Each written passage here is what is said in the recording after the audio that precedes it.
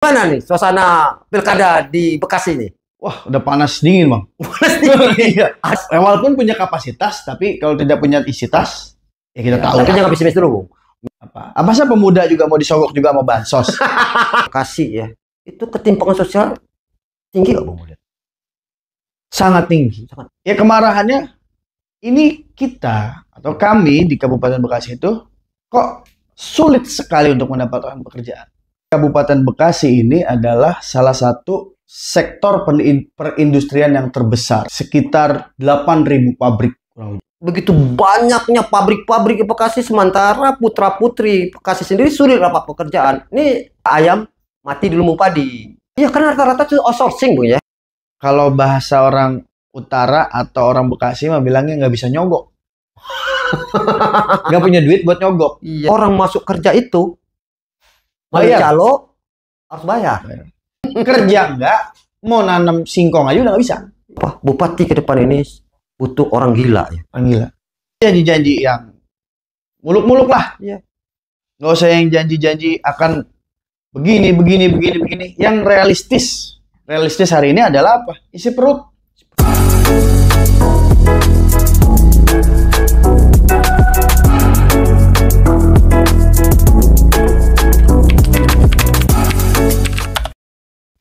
Halo semuanya, selamat ketemu lagi dengan Azdil Talk. Tidak berapa lama lagi akan diselenggarakan di bulan November Pilkada serentak seluruh Indonesia, termasuk di Kabupaten Bekasi, Jawa Barat. Kenapa saya membahas Kota Bekasi? Karena hadir di hadapan kita seorang tokoh pemuda, Muhammad Iqbal Sujud. Apa kabar, Bung Iqbal? Siap, baik, Bang Hasil. Kabarnya baik? Baik dong. Wah, makin keren aja nih, Bung Iqbal. Ini sebagai pemuda Bekasi nih, Bung Iqbal. Bulan November kan musim pilkada nih. Saya undang Bung Iqbal masalah pilkada nih, pilkada Kabupaten Bekasi. Gimana nih suasana pilkada di Bekasi nih? Wah, udah panas dingin, Bang. Panas dingin. Iya. Ada panas, ada panas dingin juga. dingin. Yang penting jangan panas terus. Jangan panas terus. Ya. Karena ini, Bung, iklim perubahan cuaca ini suasana panas, Bung. Panas. Apakah di Kabupaten Bekasi nanti pilkada sudah mulai panas juga nih, Bung? Udah panas banget. Bagaimana panasnya? Ya, masing-masing udah mengeluarkan jargon-jargon. Oh, ya. Udah banyak muncul. Udah banyak muncul. Dari mana aja, Bung? Ya, dari ini partai ada partai, ada independen. Sebagai pemuda Bekasi, bagaimana harapan Bung tentang kemajuan Bekasi ini ke depan? Ya, kalau harapan pemuda Bekasi, terutama dari kaum milenial lah, bisa menyebut, itu yang terpenting adalah penyerapan tenaga kerja. Artinya, potensi yang bisa dioptimalkan itu sangat-sangat banyak, Bang Hasil. Karena pemuda itu kan yang dia cari setelah lulus dari sekolah adalah kerja. Sedangkan di Bekasi ini petani udah sedikit, perikanan juga udah sedikit. Apalagi anak-anak milenial ini mana mau sih sekarang bertani, berkebun. Lahan pun nggak ada juga, Bung, di Bekasi. Sudah menjadi kawasan industri semuanya. Kawasan industri dan kawasan perumahan. Dan kawasan perumahan itu. Jadi ada kemarahan. Selain harapan ada kemarahan. Ada kemarahan. Ada kemarahan. Kemarahan pemuda Bekasi ya? Pemuda Bekasi. Bagaimana kemarahannya itu? Ya kemarahannya ini kita atau kami di Kabupaten Bekasi itu kok sulit sekali untuk mendapatkan pekerjaan. Oh. Karena di Kabupaten Bekasi ini adalah salah satu sektor perindustrian yang terbesar. Terbesar ya di Indonesia. Karena ada kawasan yang meliputi sekitar 8.000 pabrik kurang lebih. 8.000 pabrik. Oh. Jadi selama ini begitu banyaknya pabrik-pabrik di Bekasi, sementara putra-putri Bekasi sendiri sulit dapat pekerjaan. Ini anomali sekali, Bu. Sangat janggal sekali. Kok bisa terjadi seperti itu? Ya itulah, dengan adanya pemilu kada yang akan datang, justru harapannya mungkin di situ ada. Mungkin ada harapan. Karena nggak usah janji-janji yang muluk-muluk lah. Nggak usah yang janji-janji akan begini. Yang realistis hari ini adalah apa? Isi perut. dapat pekerjaan. Dapat pekerjaan. Orang itu jadi semangat hidupnya tuh muncul gitu. Betul. Ya, karena punya penghasilan ya kan? Iya, karena punya penghasilan. Karena gini juga Bang Hasil. Di Bekasi ini ada sekarang fenomena gangster juga. Gangster maksudnya? Gangster tuh anak-anak muda, anak sekolah yang hobinya tawuran. Ya karena nggak ada harapan itu tadi. Jadi karena nggak ada pekerjaan ya. nggak ada pekerjaan. Akhirnya jadi pengangguran, akhirnya jadi gangster. Gitu. Jadi gangster itu juga faktor sosial yang buruk. Gitu. Jadi bukan juga salah anak sekolahnya, bukan juga salah siapa dalam hal ini ya. Pemerintah itu harus hadir gitu, di dalam sosial apapun, di kehidupan sosial apapun gitu. Tadi Bung menceritakan ada sekitar 8.000 pabrik yang hadir di Bekasi itu. Perusahaan-perusahaan raksasa tuh, Bung. Iya. Menurut Bung berapa serapan lapangan pekerjaan dari 8.000 itu? Iya, 8.000. Kalau kita asumsiin 2.000 aja satu pabrik. Satu pabrik ya. Itu artinya angka pengangguran kalau diserap oleh pemuda-pemuda putra-putri Bekasi itu nggak ada pengangguran itu, Bung. Ya itulah, kita sebagai orang Bekasi sangat bersyukur dan sangat bangga dengan kehadiran pabrik-pabrik ini. Makanya bingung. Orang bingung, lah ini kan pabrik banyak. Iya. Kok sulit kita kerja? Sedangkan apa potensi yang mau dikembangin lagi? Wisata kan minim di Bekasi. Terus dari segi sektor perumahan juga. Perumahan kan nggak juga menjadikan opsi orang itu buat kerja. Karena kan developer kan? Iya, developer. Ya, untuk pada proyek sementara. Kalau proyek itu kan kerja sementara, Bung. Sementara. Setelah habis sudah tuh nggak ada lagi. Artinya cuma waktu pembangunan doang. Pembangunan doang. Iya gitu. Kalau yang diharapkan kan kerja permanen. Permanen. Iya gitu. Sedangkan pabrik-pabrik banyak situ. Pabrik-pabrik besar seluruh dunia ada di Bekasi. Ada. Cuma persoalannya pemuda Bekasi tidak diberi kesempatan yang besar untuk merebut pasar kerja ini. Betul. Oke, itu harapan yang sangat fundamental dari harapan pemuda Bekasi. Pemuda Bekasi. Kita bukan anti investasi, Bung. Malah bagus gitu. Tapi jangan sampai juga Bekasi, penduduk Bekasi, warga Bekasi seperti lumbung ayam mati di lumbung padi. Nah, jangan sampai gitu juga. Jadi selama ini serapan lapangan pekerjaan begitu tidak kurang lah, minim lah serapan kepada pemuda-pemudi Bekasi ini. Dari pantauan Bung apa penyebabnya? Yaitu pertama adalah banyak oknum-oknum di bidang tenaga kerjaan ini. Dia bergerak sebagai, kalau kita bahasa kasarnya, calo lah. Calo ini yang menetapkan harga atau biaya untuk masuk ke dalam kerja pabrik. Jadi untuk pemuda atau orang masuk kerja itu bayar, calo harus bayar. Malah bayar dulu baru ada potensi dia kerja. Jadi bukan kerja dulu baru bayar. Bayar dulu ada potensi, dan itu kan nggak menjamin dia pasti kerja. Bung tahu berapa kisaran bayarannya? Kalau nggak salah sekitar 7 juta. 7 juta untuk bekerja pabrik aja. Kerja pabrik itu kerja kasar, Bung, kerja buruh. Masa bayar dia? Gaji mereka paling 5 juta. 5 juta. Tapi satu bulan dia satu bulan setengah dia kerja untuk bayar buat calo tadi itu. Ya kalau ada duitnya, kalau nggak ada duitnya, kan dia mau nyari kerja karena dia nggak punya duit. Jadi gimana dia mau kerja dengan dalih bayar, sedangkan dia itu kerja karena dia nggak punya uang. Iya. Akhirnya apa? Pinjol. Pinjolnya udah ditagih-tagih leasing, kerjanya ditipu calo. Itu Bang Asnil. Serapan lapangan kerja. Selain lapangan pekerja apa lagi, Bung? Yang krusial. Yang krusial tentunya adalah infrastruktur udah pasti. Oh, infrastruktur masih minim juga, masih lemah ya di Bekasi. Masih lemah. Karena Bekasi ini kan sebenarnya daerah yang sudah bisa dikatakan daerah elit. Betul. Elit. Kenapa elit? Karena ya dekat Jakarta.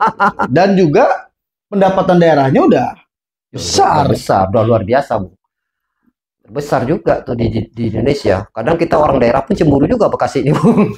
Tapi orang Bekasi sendiri tidak menikmati hasil pembangunan selama ini ya. Pembangunan selama ini. Karena Bupati nanti harapan Bung bagaimana mengangkat harkat martabat Bekasi gitu ya? Iya, karena kan kita melihat potensi daerah ini beda-beda. Ada yang daerah wisata, berarti daerah wisata kan lebih ke UMKM, lebih ditingkatkan. Kalau Bekasi lebih fokus ke perindustrian.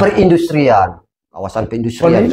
Dan pendapatan yang didapat oleh Kabupaten Bekasi dari sektor perindustrian, dari sektor pajak besar itu pajak-pajak. Pabrik-pabrik yang ada di. Setahu Bung PAD Kabupaten Bekasi ini berapa? Kurang lebih 5 triliun. 5 triliun. Iya. Besar juga Bung PAD. Pendapatan asli daerahnya sangat besar. Dengan penduduk 3 juta orang ya. APBD-nya berapa, Bung? Ya APBD kurang lebih segitu juga. Iya. Belum CSR. CSR-nya besar juga dari pabrik-pabrik kan. Pabriknya juga bukan pabrik-pabrik kecil nih. Tapi Bung melihat Bekasi ya, warga Bekasi ya, itu ketimpangan sosial tinggi nggak Bung? Sangat tinggi. Karena itu tadi contoh ya. Misalnya perumahan baru bangun. Mewah lah. Di bawah perumahan itu rumah warga banjir. Karena perumahan biasanya dia meninggikan urugan itu 2 meter. Ya, berarti kan di atas gentengnya warga lokal. Timpangan sangat tinggi, Bung. Iya. Terus, Bung, saya pertanyaan juga, Bung, sebagai pemuda terhadap lapangan pekerjaan. Bekasi ini ada 2 daerah, Bung. 2 wilayah secara geografisnya, Bung. Ada utara, ada selatan. Bagaimana utara dengan selatan ini, Bung? Perbedaannya dalam mendapat lapangan pekerjaan? Apakah sama-sama mengalami seperti itu juga? Nah, jadi kalau di Bekasi itu memang ada 2 ya. Kita anggap ya, ada 2, ada wilayah selatan, ada wilayah utara. Nah, selatan ini diuntungkan dia adanya pemerintah daerah itu adanya di selatan. Jadi kantor bupati, kantor DPRD, semua adanya di daerah selatan. Termasuk kawasan-kawasan industri ini adanya di daerah selatan. Nah, untuk yang di daerah utara lebih condong ke pertanian, perikanan, dan perkebunan. Tapi fakta di lapangan, daerah utara ini sudah diisi oleh perumahan-perumahan. Lahan pun nggak ada lagi. Jadi kerja nggak, mau nanam singkong aja udah nggak bisa. Iya, Bu. Jadi pabrik-pabrik kan banyak juga situ, Bung? Enggak juga?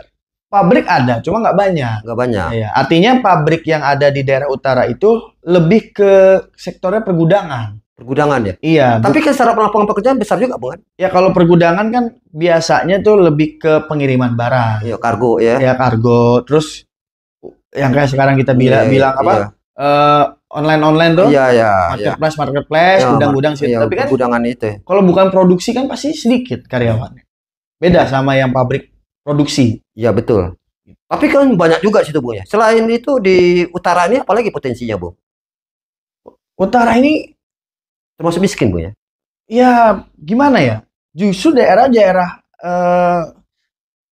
kasihan. Gini. Kenapa kasihan? Bung, kalau Bung sendiri tinggal di utara ya? Saya utara, betulan. Jadi gini, kenapa saya bilang daerah utara ini kasihan? Pertama, dia lebih dekat ke Jakarta. Iya. Dan lebih dekat ke kota Bekasi. Nah, jadi kita untuk menempuh ke pusat pemerintahan di Kabupaten Bekasi itu butuh waktu 2 jam. Jadi lebih dekat ke Jakarta, lebih dekat ke kota Bekasi. Jadi, sementara kalau di selatan ini paling banyak pabrik-pabriknya ya. Dan juga paling dekat ke pusat pemerintahan. Pusat pemerintahannya. Tapi lebih jauh ke Jakarta. Lebih jauh ke Jakarta. Gitu. Ke utara lebih dekat ke Jakarta. Ya. Di Cikarang masuk Kabupaten Bekasi. Jadi Cikarang itu kecamatan. M2100 itu? MM2100 itu di Cikarang. Nah, ada itu masih wilayah Bekasi juga. Masih Kabupaten Bekasi. Masih Kabupaten Bekasi. Ada juga namanya Marunda Center. Itu masih masuk juga Kabupaten Bekasi. Jadi juga di utara ini juga beda suku dengan yang di selatan. Selatan itu mayoritas Sunda. Kalau di utara mayoritas Betawi.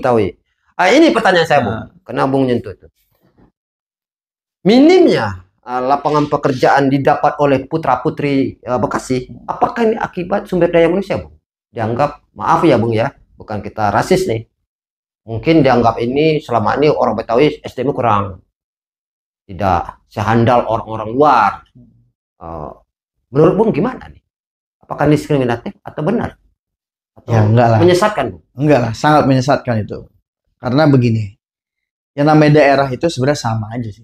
Itu kan tergantung dari diri manusianya. Iya, betul. Tapi kenapa Betawi selalu dianggap terbelakang? Karena orang Betawi itu bisa dibilang lebih mengalah justru. Justru kalau kita tarik ego, kalau orang Betawi dari awalnya dia tertutup, nggak ada pendatang yang bisa masuk. Betul. Gitu. Justru Karena harusnya daerah lain bersyukur dia merantau ke daerah Betawi karena lebih terbuka. Betul. Justru mindsetnya lebih terbuka. Iya, betul. Jadi kelihatannya terbelakang, kenapa? Karena dia menerima. Lebih legowo lah. Lebih kok. Dalam masalah skill, Bung, gimana? Kalau skill sih, kalau dari yang udah dibuka, karena di Bekasi kebanyakan SMK kan, kejuruan dia. Dia udah dilatih pada masa dia sekolah. Artinya nggak kalah-kalah juga ya dengan potensi-potensi daerah SDM daerah-daerah lain. Daerah lain, cuman kan tadi itu cuma akses aja nih, akses dan kesempatan. Dan juga kalau bahasa orang utara atau orang Bekasi mah bilangnya nggak bisa nyogok, nggak punya duit buat nyogok. Terus juga kita juga jangan marah ini karena ulah-ulah tadi itu kita menjadi apa namanya itu diskriminatif ya, terhadap para orang-orang pendatang. Itu saudara kita. Itu memang juga harus kita apresiasi dan kita hargai kan gitu. Tapi di sini kita bukan menuntut orang luar tidak boleh kerja di Bekasi. Iya. Kita menuntut bagaimana caranya orang Bekasi itu mungkin lebih diprioritaskan. Atau solusinya bisa SDM-nya lebih ditingkatkan kalau mau bersaing di daerah lain. Artinya kalau mau fair, oke lah dibuka. Ya orang Kabupaten Bekasinya juga sendiri, SDM-nya juga harus kuat. Iya. Itu pun banyak juga di daerah-daerah lain, Bung. Gini, contohnya di suatu daerah lah katakan, ada perkebunan sawit ya. Lalu perekrutan para pekerja-pekerjanya itu, Bung, itu rata-rata dikelola oleh outsourcing. Outsourcing ya dia tidak membuka kepada masyarakat sekitar, penduduk sekitar. Namanya outsourcing kita terbuka. Lebih cenderung kadang outsourcing ini mengambil dari luar-luar.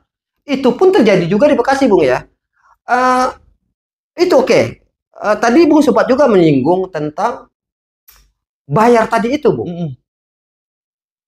Kemarahan warga Bekasi atau tidak ada yang menggugatnya, itu maksud saya. Apa nggak ada gugatan terhadap ada praktek-prakteknya atau tidak ada pemberantasan oleh bupati atau pemda setempat? Kan kalau kita bicara perekrutan kan memang di situ ada mekanisme. Terkadang di dalam klausulnya itu sendiri mungkin bisa disebut sebagai biaya admin. Atau biaya kesehatan, biaya dan lain-lain. Dan itu kan memang juga ada kesepakatan antar para pihak, antar perekrut dengan yang direkrut. Itu juga kesulitan juga tuh kita untuk mendetek ini orang ditipu atau orang ini terjadi pungli lah gitu. Nah, artinya saya di sini memberikan suatu edukasi atau warning, ya kan, bahwa tidak ada yang namanya perekrutan itu bayar. Boleh dicek semua publik itu tidak ada yang namanya perekrutan itu bayar. Artinya harus tahu dulu masyarakatnya gitu. Jangan mau-maunya aja dibodohin oleh calo-calo ini. Ayo kerja, sini keluarin uang. Nggak bisa. Yang melakukan ini adalah calo ya, Bu ya. Harus di-clear dulu nih. Bukan perusahaannya. Bukan ARD-nya perusahaan. Tapi calo nih. Berarti gini, Bung. Apakah calo ini dipelihara juga oleh pemerintah atau perusahaan juga, Bung? Ya kalau bisa jadi, Bung, bisa dipelihara. Kita menganalisa lebih dalam lagi, kan proses tenaga kerja itu kan sebenarnya ditentukan oleh HRD. Benar kata Bung tadi, Bung Asnil, bisa ada potensi pabrik ini juga memelihara calo-calo ini. Kenapa? Kalau memang free atau gratis, ya HRD makan apa juga. Kan cicilan mobilnya gede dia pasti, mobilnya mahal pasti. Ya artinya, Bung, praktek ini bisa dibasmi, Bung. Sangat bisa dibasmi. Dan itulah harapan Bung. Bupati ke depan harus membasmi praktek pencaloan perekrutan tenaga kerja karena akan menimbulkan diskriminatif dan menimbulkan ketidakadilan. Jadi kalau Bung jadi calon bupati gimana? Kenapa nggak Bung maju sebagai calon bupati? Ya kalau misalnya memang dikehendaki masyarakat Bekasi, kayak jawaban Orde Baru aja, Bung. Nggak ada kayak gitu, siap aja, Bung. Siap. Karena untuk kebaikan bersama, untuk melakukan perubahan yang besar. Karena kan Gitu. demografi pemuda itu 60% Iya. dari pemilih yang Iya. akan datang. Betul. Artinya sumbangan suara yang akan didapat oleh calon bupati yang akan datang itu dari pemuda. Iya. Tapi kalau pemudanya sendiri nggak dapat imbalan, Betul.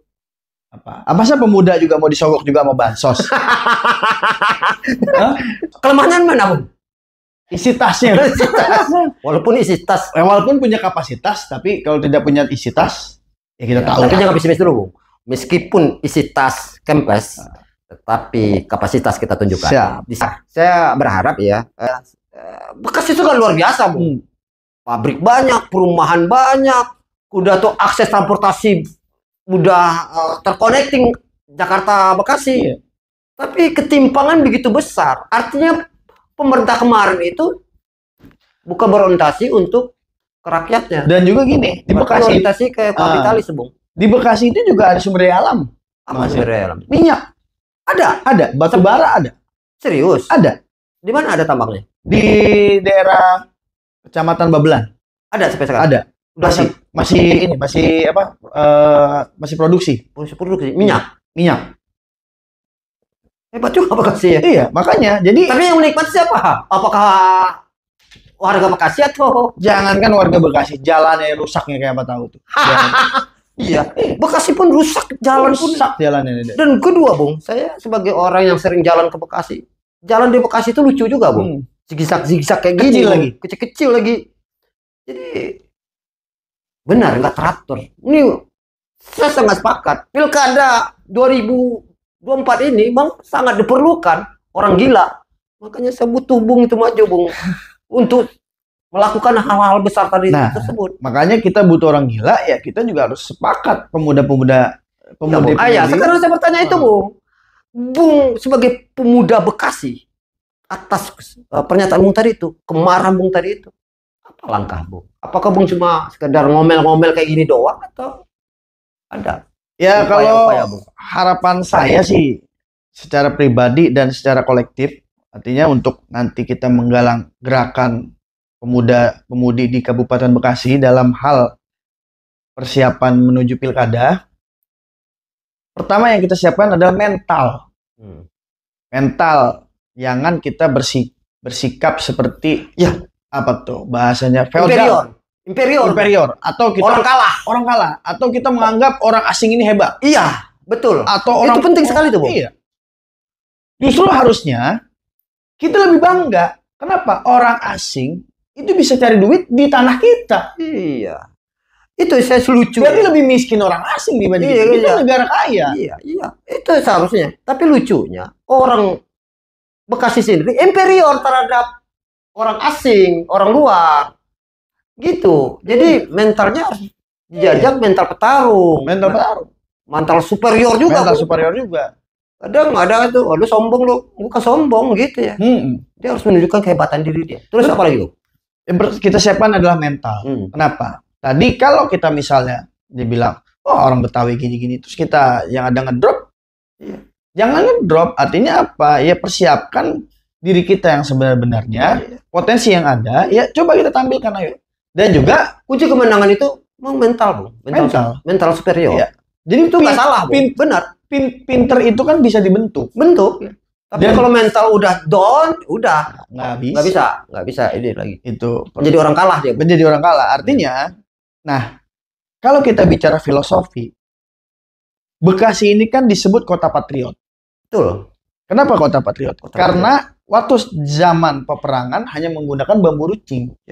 Nah, bambu runcing itu simbol dari Bekasi.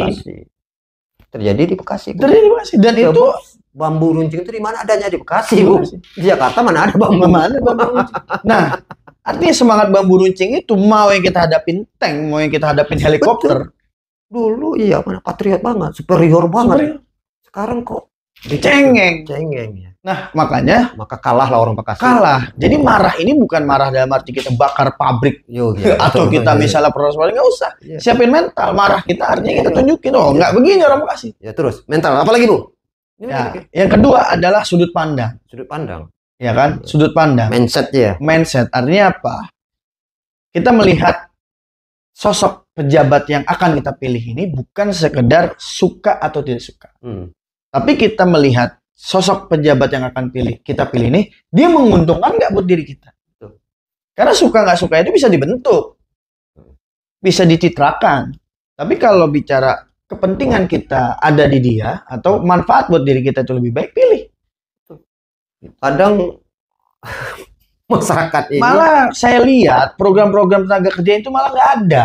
Ini permasalahan juga. Yang ada apa? Gaji RW sekian, gaji RT sekian, posyandu, terus biasalah pembangunan infrastruktur dan lain-lain. Malah nggak ada ini poin ketenaga kerjaan ini nggak ada. Iya. Berarti kan yang besok mau bertarung ini nggak tahu potensi yang ada di Bekasi itu apa. Jadi kemenangan bupati nanti cuma menguntungkan buat RT RW posyandu itu karena ada peningkatan gajinya. Karena ada peningkatan gaji. Tapi peningkatan buat warga keseluruhan untuk mendapatkan lapangan pekerjaan tidak ada. Iya. Memang benar kata Bung tadi itu. Pilkada ke depan ini bukan pilkada sembarangan, Bung. Artinya ini sangat menentukan sekali. Bagaimana Bekasi keluar dari penderitaan-penderitaan yang terjadi selama ini. Ini mendengar cerita Bung tadi itu benar. Ini luar biasa. Butuh orang gila untuk merubah Bekasi ini. Butuh orang gila. Iya. Dan satu lagi gini, kan nanti setelah dari daerah khusus ibu kota ini sudah diganti, itu kan nanti ada daerah khusus atau daerah Jakarta, DKJ. Ini, daerah penyangga Jakarta. Iya kan? Nah, itu kan sampai ke daerah Cianjur tuh. Iya. Dari Jakarta sampai Cianjur. Artinya kan lewatinya Bekasi. Iya betul. Jadi Bekasi itu harus setara dengan Jakarta. Betul. Bukan penopang, harusnya setara. Iya. Jadi benar, saya berharap ya, ini perubahan besar terhadap Bekasi harus muncul ya. Itu lahir dari pemuda-pemuda seperti Bung. Terima kasih Bung Iqbal. Siap, Bang Asir. Keren.